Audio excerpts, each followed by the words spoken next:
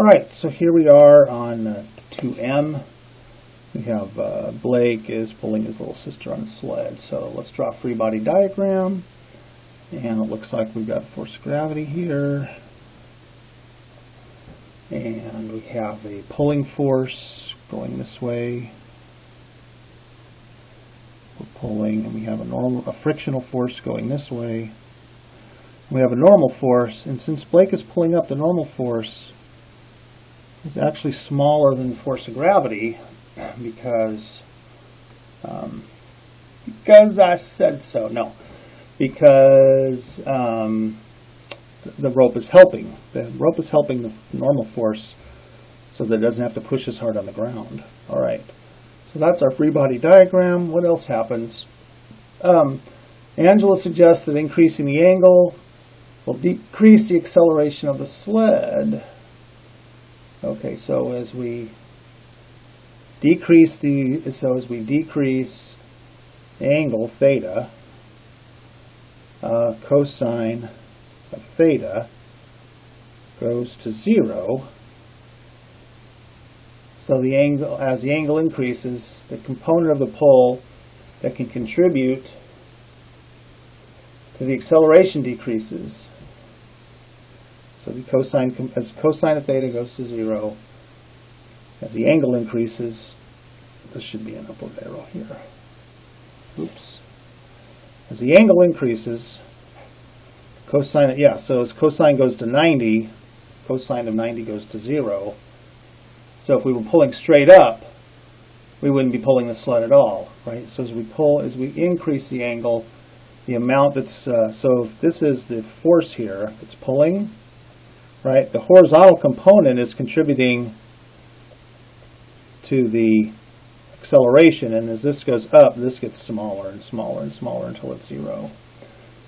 Increasing the angle will increase the acceleration of the sled. Well, that could be possible because if you increase the angle as theta goes to 90, the sine of theta goes to 1.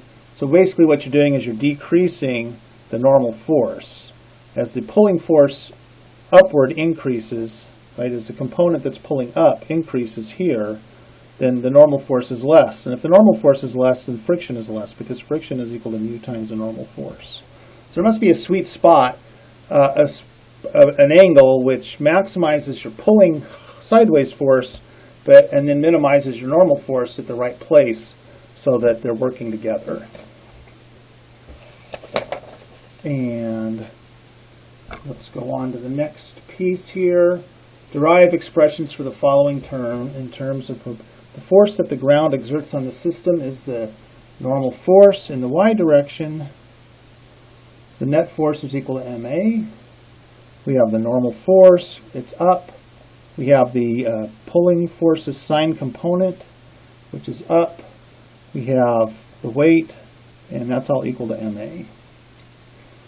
All right, so the normal force then is equal to, we just move everything over to that side. So that would be ma plus mg minus the pushing force sine of theta.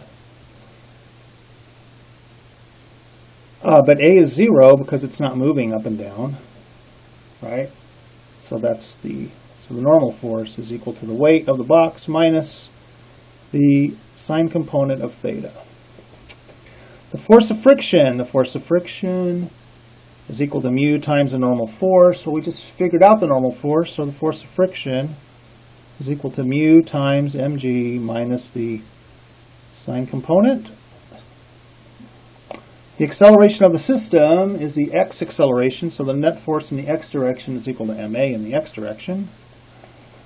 So that would be the pushing component is going one way and the friction is going the other way, and that's all equal to ma in the x direction.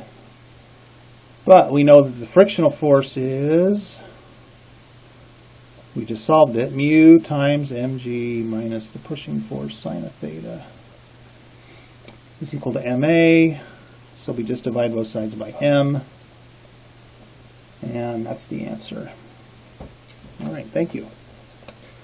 I forgot to time it, so we're just going to stop there, and we'll make a different video for N.